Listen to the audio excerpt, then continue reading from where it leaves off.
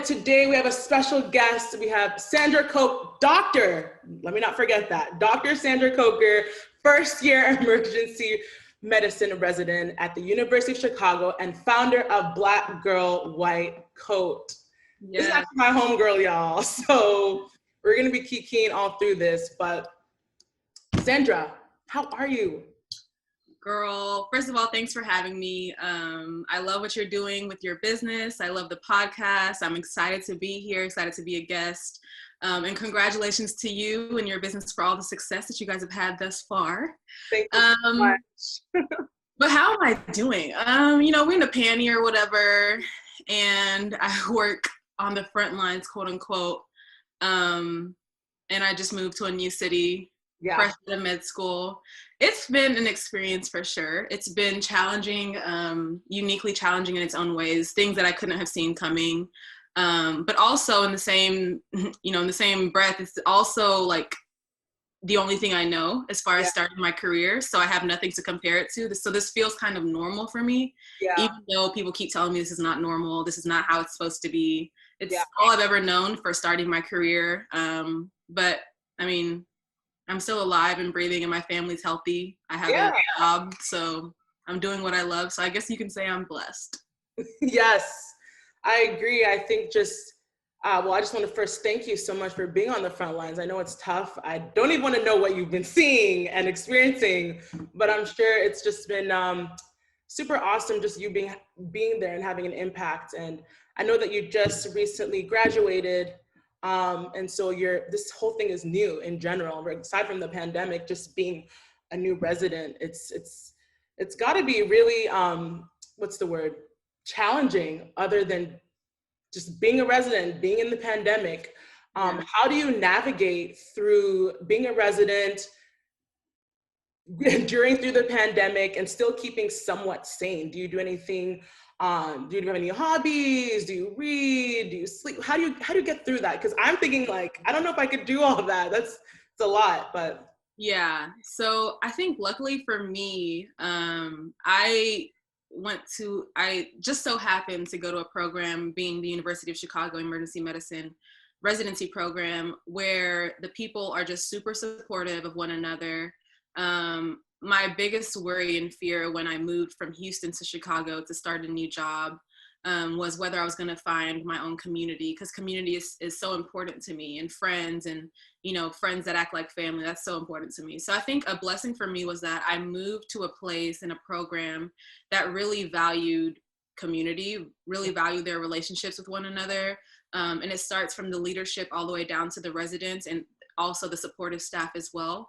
We're just all really close. And from day one, even given the limited, social situations that we could be in, they still found a way to make me feel like I was at home in my new home. They really found a way to help me feel supported.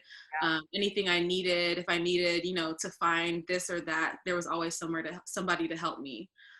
So that, or having that already in Chicago, and then plus the co-residents that I moved to Chicago with to start this job, were also super friendly and easy to get along with, and also just my kind of people. So community is what keeps me sane, friends and family, and having people that are like-minded.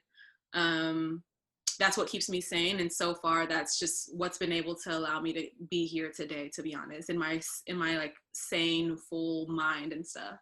Yeah, speaking of that, what is like your day like as a resident? What's a day in the life of Dr. Sandra Coker? So that varies, actually. So I think a lot of people don't know this about like training. So you go through 4 years of medical school, and then you choose what you're going to specialize in. So for me, I chose emergency medicine. For other people, it may be vascular surgery or general surgery or anesthesiology or dermatology. So there's these various specialties that you choose after you graduate. Those various specialties have different lengths of training. So for emergency medicine, and specifically the program that I chose, the University of Chicago, our training is 3 years. Our residency training is 3 years. So I am a practicing physician, but I'm still in residency. And specifically intern year, so the first year of your residency training, a lot of your time is spent on other services. So I'm learning what it's like to be a doctor in the critical care setting. So in ICUs, we have a trauma surgery rotation. We have an OB-GYN rotation in which we deliver babies and learn how to do that. All of these things are not exactly emergency medicine, but things that are important for an emergency medicine doctor to understand and know. So we spend our time like branching out from the emergency room. So with that being said, a day in the life of an emergency medicine first year resident can vary from week to week. Yeah. My most recent block has been in the emergency room, thank God. And that's of course where we all feel most comfortable and where we all love to be, because that's what we are going to be doing for the rest of our life, basically, most of us. And we have 8-hour shifts, 12 hours on the weekends, 8 hours Monday through Thursday. And we just go from seeing patient to patient, various patient, presenting pathologies. A lot of COVID right now, as you can imagine, a lot of upper respiratory infections and stuff like that. But you go to work, you do the job, and the great thing about emergency medicine, when you're off, you're off. And so far, I've loved that. I've loved that aspect of it for sure. I didn't even know y'all worked 8-hour days during the week. I don't know why in my head I'm thinking y'all working like 24-hour days. I guess too much Grey's Anatomy or something, but. Yeah, it's that Grey's Anatomy that'll do it. But don't get me wrong, there are some rotations that will have you working 24, 28 hours, but that is not emergency medicine rotations. Oh my gosh, I couldn't even imagine doing 8 hours. Girl, I already work 8 hours and I'm just like, tired. But I guess when you love what you do, it doesn't even matter about the time. But I guess my next question for you would be, when did you know that you wanted to be a doctor? Mm-hmm. So this is a common question, especially going on like the interview trail. I think for me, I don't remember wanting to be, the only other thing I remember wanting to be was an NBA player. And then and then I found out that you have to be a man to be in the NBA. And I didn't want to be in the WNBA. Don't ask me why. I just grew up on the NBA. Yeah. So when I found out that I couldn't be that, I was like, okay, I guess doctor will do, you know what I'm saying? But no, I don't know. My mom has been a respiratory therapist all my life. So she's been in and out of the hospital setting. We've been to work with her when we were younger growing up for various reasons why we had to go to the hospital with her. But just seeing that setting, something attracted me to that setting, something attracted me to patient care and being involved in making like life-saving or life-changing decisions on a day-to-day basis. Having, your work environment being highly variable to keep you, on your toes and involving a lot of thinking and a lot of activity, getting my hands dirty as well. Yeah. All of these things attracted me to becoming a physician. I know there are different routes to healthcare and I support all different routes, but just once I made up my mind that I wanted to be a doctor, which came very early, probably earlier than the average person, there was nothing that could stop me from going after it. And I didn't stop till I got here. That is awesome. I think that just having that, having your mom as a role model, and growing up and seeing her work and her work ethic, it definitely does make you feel like you should go the same route, I didn't even know your mom was a respiratory therapist. Why did I not know that? I've been for too long to not know that. That's crazy. She's been doing that for all my life. That's awesome. So obviously, to be a doctor, you need to go to college. So what was college like? What did you major in? Like, you don't know all these answers. We went to Baylor together. Just kidding. Okay, so went to Baylor University. And my major I got a Bachelor of Science in Psychology. And that was simply because I like psychology. A lot of pre-med or people that want to be doctors think that you have to major in biology or chemistry or biochem or something. Was not interested in majoring in any of those things, but I did definitely find psychology interesting. So got my Bachelor of Science from Baylor in psychology. And then I moved on. Sorry, there's like sirens in the background.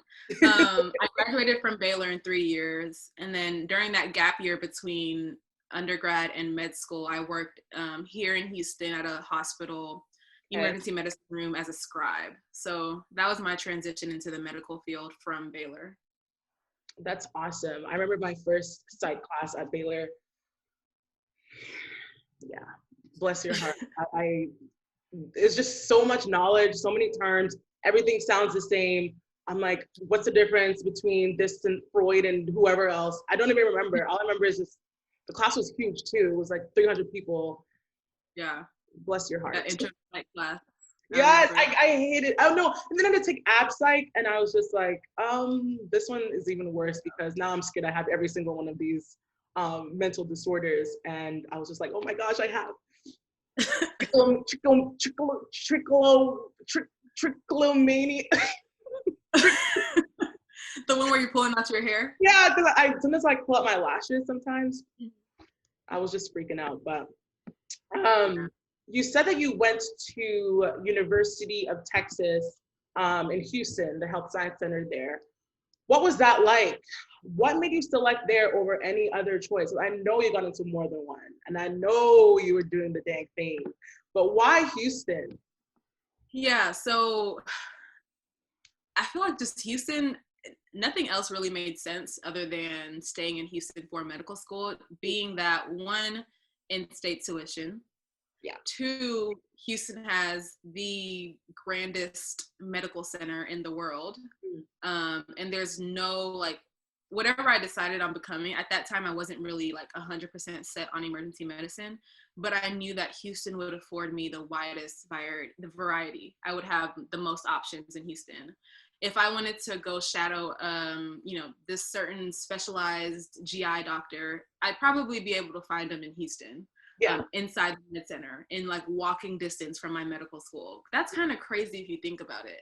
As I've gone further in my academic training, and even now going to different cities and seeing what they call a medical center, there's no other medical center that stands up to the Texas Medical Center, which is located in Houston, Texas. So I knew that staying in Houston for my medical education would benefit me greatly.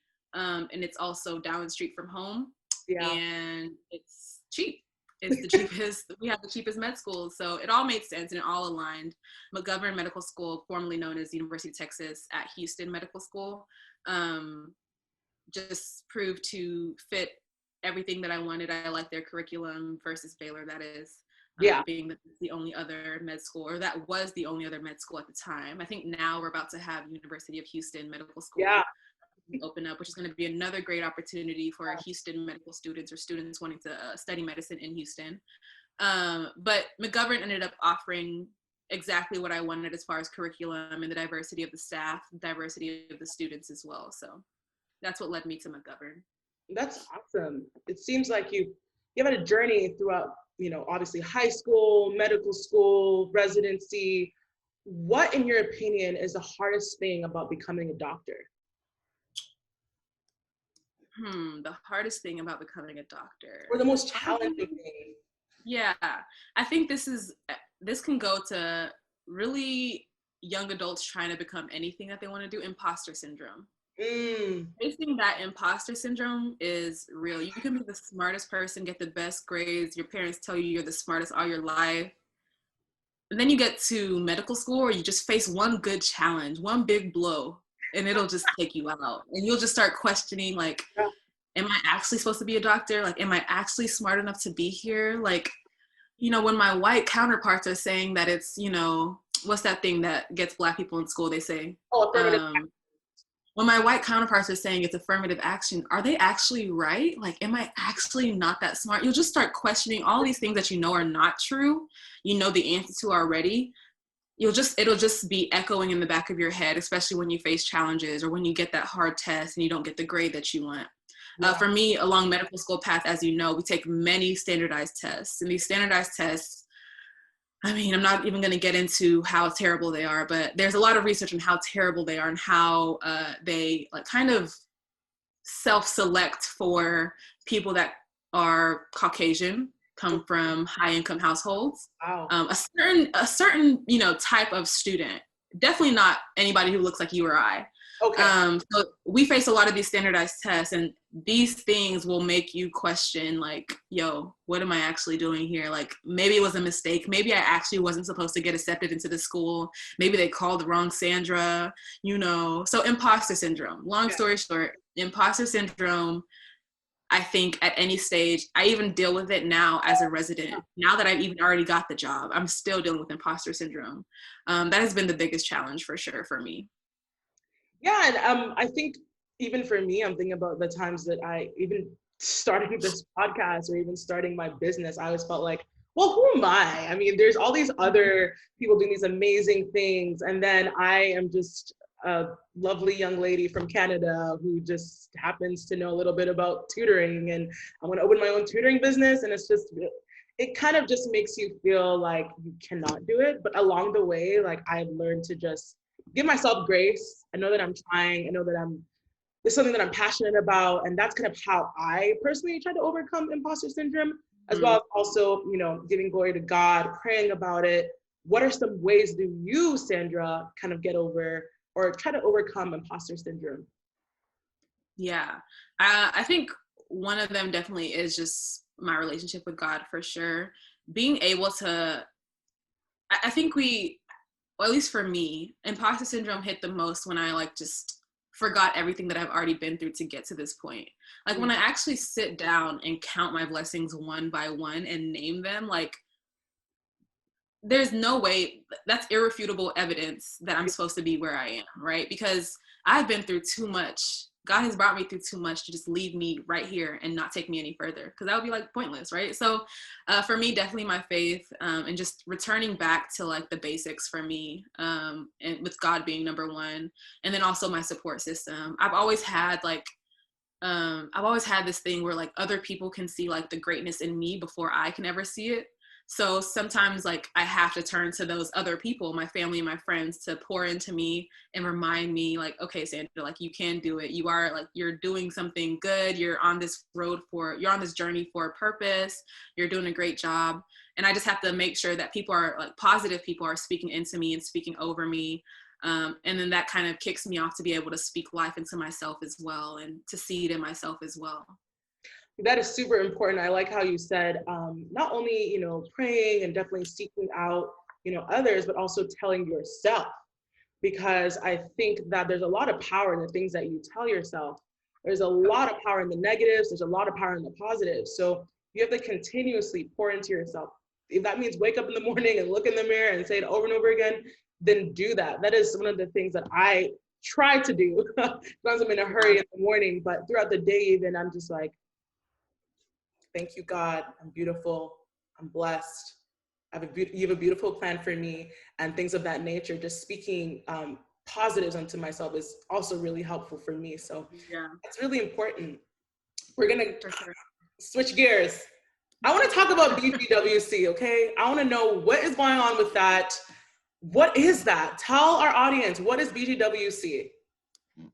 Yeah, so Black Girl White Coat is, I always say it's a passion project of mine turned into a business. So Black Girl White Coat was something, like I said, going to Baylor, predominantly white institution, trying to be a pre-med major there, and being part of the minority. There were different challenges that came with that, right? So, and then being the first doctor in my family, not having anybody to actually like give me the blueprint on how to do this thing, I turned to Google a lot.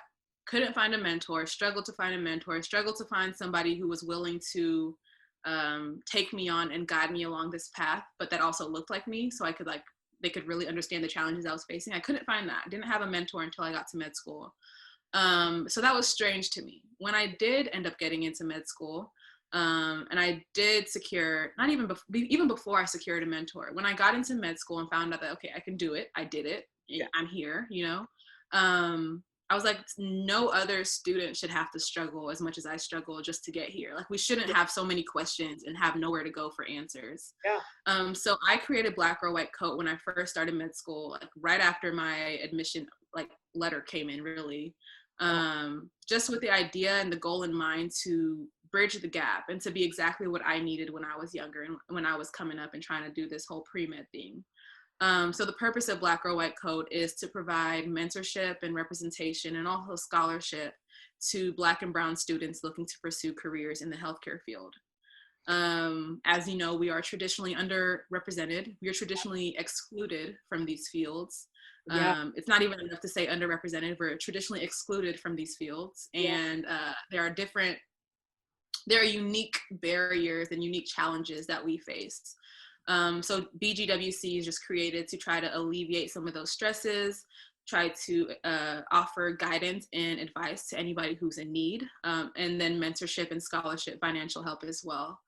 So right now we have our most recent things. We just completed our second round of mentorship program application. So we've successfully now in total over the past 2 years, actually no, over the past year, we've successfully matched over 400 mentors and mentees together to establish these mentorships. Yeah. That is, yeah. I have no words. I thought you were gonna say like 150, 400. Yeah, it's pretty crazy. It's pretty crazy. Even now saying that was pretty wild. Awesome. So we've successfully done that. And again, we aspire just to continue this at least twice a year, or I mean, at the minimum once a year, but we're having another mentorship program application cycle open in the spring of 2021. Also, we have officially secured our 501c3 organization nonprofit status by the IRS. Congrats. Thank you. That was a long process. Yeah. It was a process for sure. Yeah. And now we are rolling out our third annual Black Girl White Coat Scholarship. So that is able to be applied to right now. Deadline is December 31st. Can I apply? You know, you can review the eligibility requirements to see if you meet them, you know what I'm saying? Okay. But, yeah. And then, we're giving out $500 scholarships to multiple students, more than I've ever been able to give out in the past 2 years that I've been doing it.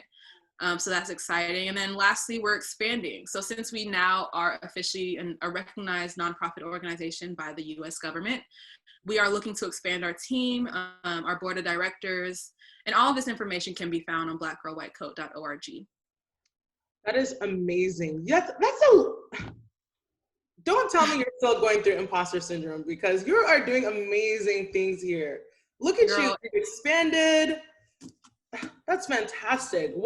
So I don't even know where to go from here. That is amazing. Honestly, I feel like you have done so much to help others and your community and create purpose and value into others. And I just want to know, how has this passion project, nonprofit organization, how has that added value and purpose into your own life? Yeah. So I think like this whole pandemic has like, not exemplified, like illuminated? No, that's not. Illuminated? Illuminated. Baylor grads, guys. Wow. I know, Baylor grads. Jeez. This whole pandemic has illuminated the need for like just remembering why you're doing what you're doing. Something other than external gratification has to get you up every morning, because it's so easy to slip into a depression in this period. It's so easy to succumb to the evils and the just darkness of isolation and loneliness in this period. So what you have to really know what's going to get you up every morning. For me, being a physician, serving an underserved population, and working with a nonprofit like Black Girl White Coat has been my motivation to get up every day and to continue working, because there are people, even on my worst days, that are watching YouTube videos or seeing me at work, or, you know, patients that I'm taking care of on my worst days that are looking at me for help, looking at me for motivation, looking at me for, you know, looking at me to tell them that they can do it. So, you know, I can't afford to take a day off. I can't afford to be less than, or to be, you know, unmotivated when I come to work, or just lackluster when I come to work, or lackluster when I do anything, because there are so many people that are looking to me for different things. And I truly believe that that's my purpose here on earth, like my God-given purpose. So remembering why I'm doing what I'm doing, remembering that there are always people that are looking at me in some way, form, or fashion, that motivates me and keeps me going every day.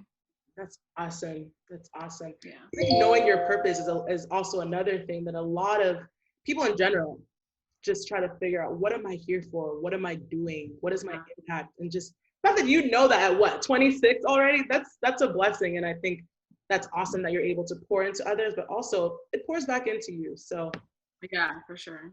And I would definitely encourage like anybody who wants to, or who's probably at a crossroads, you know, trying to figure out what they want to do with their life, trying to figure out whether to start the business or not start the business, or take on this, you know, new venture, take on this new responsibility.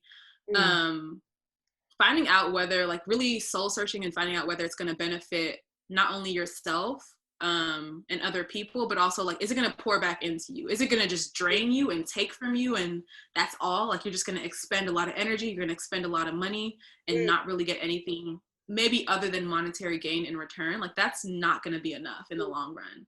Yeah. Just monetary gain is not going to be enough to sustain you each and every day, like, especially when we're going through a pandemic. It's going to get tired. It's going to get old after a while, right? So I would encourage everybody to challenge themselves to see, what else am I gaining from this? Does this fuel me? Does this feed me? Does this, you know, make my heart smile? Does this add to the purpose that I feel like I was put on this planet for? Like, is this more than money? I would say. Yeah, that is super important. I tell everyone I know when they say, I'm trying to start a business, I'm trying to do this, or how did you do that? I'm just like, first, let me just tell you, if you're trying to find money from this, you're going to give up in like a couple of years. Even a couple of weeks, honestly. It's not about the money. It's not, because you'll give up so quick. It's about, what are you trying to do for your community? What are you trying to do outside of yourself? And it's never about self when you pursue these kind of businesses or try to start these kind of businesses. And so I think that's really important, really important. But future plans. What are your future plans for Black Girl White Coat? I know you have so much going on already. There's got to be more. So 2021 goals, again, would be to expand and to add more people to the team. I feel like the more people we can add to the team, and the more key role players, we'll be able to reach more people, because we'll be able to do more things, and that's ultimately the goal. But right now I'm satisfied with, if we reach just one person, if we help just one person, if we're able to alleviate the financial stress of one Black student applying to medical school or nursing school or whatever it may be, then I'm happy with that. But to make a larger impact with Black Girl White Coat, that would be the goal of 2021.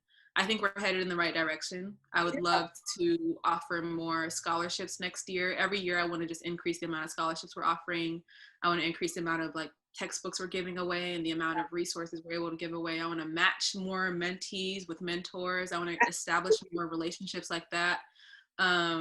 So, I mean, the only way is up from here, and I'm really grateful to God for everything that He's provided me with, and provided my company with, and the people that He allowed to speak life into Black Girl White Coat, even when I didn't believe it was going to be anything.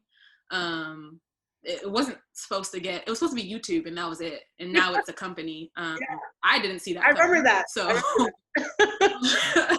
so I'm just going with whatever God takes me, whatever God asks me to do. I will hopefully continue to be able to put myself in positions to answer the call. Amen. I love that. Yeah. So we've talked a lot about BGWC, Black Girl White Coat. We talked about your experience in med school, your experience in residency so far. So what are some tips or some advice that you could give to anyone that wants to be a doctor?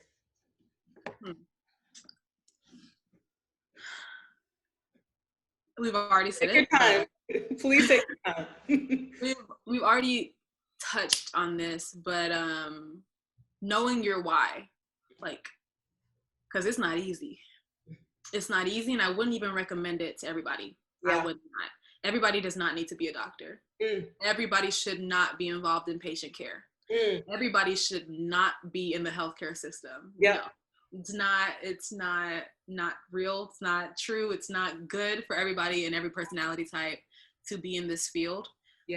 So I would say, if you are thinking about it and if you are trying to go down this path, make sure you know why you're doing it for yourself, not for your parents, not for monetary gain, not for status or anything, because there's none here. It's not glamorous. It's not as glamorous as Grey's Anatomy makes it seem. you need to make sure you understand why you're doing what you're doing and kind of try to get an inside look at what you're getting yourself into. A lot of sleepless nights, a lot of studying, a lot of standardized tests, a lot of microaggressions from your colleagues and your classmates, a lot of, patients who may not want to be treated by you because you look a certain way. A lot of situations that you can't really change the outcome in. A lot of terminal illnesses and diseases that you have no control over, even though you went to school for 8+ years. Know your why, write it down, remind yourself of it, allow it room to change and, mature as you mature, and don't hold fast to one just black and white thing. Allow it to grow and mature, let it be fluid. But ultimately, you need to know why you're pursuing this field. Why do you want to become a doctor? You need to always have an answer for that. Absolutely. And you know me, of course, y'all know I wanted to be a doctor, but I remember when I sat down to write the personal statement, and it was basically, why do you want to be a doctor? It just didn't come to me naturally. And that's when I kind of felt like, okay, being a doctor sounds good, like you said. The status sounds good. The money sounds good. I like to help people. But why am I struggling so much to just say why I want to be a doctor? You know what I mean? That's kind of when I knew maybe this is not the direction that I want to go in. And so super important to figure out your why before the personal statement, okay? Ideally, but if you find yourself already, I don't know, halfway through the journey, or you find yourself in your first year of med school, or you find yourself, parents pressuring you to go to this route, and you've already collected all your things to go that route, and you still are questioning, it's worth it to have a conversation with somebody that you trust, a mentor, somebody that you can trust for advice, somebody who's probably walked the walk already. Maybe somebody that has made a career change in their life. Have that conversation, be honest and be transparent, and just have somebody else weigh in on where you are as well. Because it could be that you are trying to sit down and write that personal statement and you're having a hard time, but you still want to be a doctor, but you're just having a hard time writing it. Personal statements just aren't easy. It's kind of weird to just sit and talk about yourself for a whole page of paper. It's true. So you could have, difficulty for other reasons. So just have a good conversation with somebody that you trust. And, take it from there. But you have to be really honest with yourself along this journey. Honestly, it's 2020. We're in a panty. It's about to be 2021. We're still going to be in a panty. We can't lie to ourselves. We can't afford to lie to ourselves and not be honest with ourselves anymore, because we don't want to be stuck doing things that ultimately do not make us happy or don't serve us at all. Absolutely. Absolutely. That's so true. Especially talking to someone, because, child, I've had some conversations where I was like, why did I even start this? Like, I already knew. It's crazy. But aside from that, what are you currently reading? What are you listening to? What are you into these days? Current read, so I'm actually on vacation right now. Vacation from work, a 2-week block. God, well needed. I know, so needed. Since I can't travel because of, COVID and stuff, I am reading, what's that Obama book that just came out, the great one? It's not Becoming, right? That's Michelle's. I just saw you put it too. I just saw it right there. I could go up and get it, but then you guys would see that. Miracle Land. Promised Land. The Promised Land. Yes, that's what it is. I just started that 2 days ago. I'm enjoying it. I'm listening to it on Audible while also reading the hardcover. And I've just been enjoying outdoors, taking walks, trying to pick up running again, and somehow stay physically fit as well. I have been enjoying catching up with friends and family that I haven't been able to catch up with, while at work and working day to day. So that's been what I've been doing. Nothing really exciting or super extravagant, just really the small, simple pleasures. I'm finding myself retreating back to those things. Yeah, that's awesome. You need a break. I always tell everyone that if you work a lot, you need to also rest a lot, because then you don't have room to be creative or innovative or perform well. So please make sure you're relaxed as much as you can, okay? For sure. But yeah, just to wrap things up, this is my final question for you. And that is just, first, thank you so much for being on the show. But what does schooling the system mean to you? I saw this question on the questionnaire you sent me, and I had no idea how I was going to answer it. Um, Thank you school for your honesty. Oh, always honest. Always. School in the system, now that I think about it and after the conversation that we've had, I would say that, and being that this is a podcast and an organization and a company that's geared towards people who look like us, Yeah. I would say school in the system is just finding ways to overcome all the obstacles and the challenges that you're faced with, no matter what path, no matter what career path you're going down. We already know that there are things in this life that were set up not for us. Let's put it lightly. So school in the system would be finding ways to overcome those challenges, those roadblocks, those speed bumps that are meant to kind of deter us from our dreams and to weed us out from places that we know that we can occupy if we keep trying. Yeah. That's what this is to me. We have to be able to know our community, know that there are people who did it before us, who made it, who are evidence that it is possible. Yeah. To own your own business like Pearl, to be a doctor like me. Know that these people exist. They look like you. They have similar stories to you. And when you do encounter those challenges, you're going to school the system. You're going to overcome it. You're going to overcome every challenge. You're going to get to exactly where you need to be. And you can do it no matter what anybody tells you. And you have people like us to remind you at any point in your journey that you can do it because we did it. And we will help you gladly accomplish your goals and get to wherever you want to be. So that's what it means to me. So I'm actually going to take everything you said and make that like a slogan of some sort, because that was the best response I've heard, honestly, ever. So thank you. I appreciate that. No problem. Thank you so much for coming on our show. I hope you have a well-relaxed vacation. I totally enjoyed you here, and I'm sure our audience did as well. If you want to follow Sandra and all that she's doing, let me not call her Sandra, Dr. Coker and all that she's doing, please feel free to follow her on Instagram, on Twitter. Please also follow her organization, Black Girl White Coats, and definitely check out her website. She's doing amazing things, as you can see. I want to make sure that we give her her flowers. You're doing amazing, Sandra. I'm so proud of you. So much. And I can't wait to see all the things you are going to do with your life. You're so blessed. Thank you. Thank you. Like I said, I'm very proud of what you're doing with School in the System and with your tutoring company, with the podcast, even with your personal life, Pearl. I am proud of you. Congratulations on graduating. I don't know if y'all know, but this girl has her master's now. So yes to that. I cannot wait to one day celebrate with you.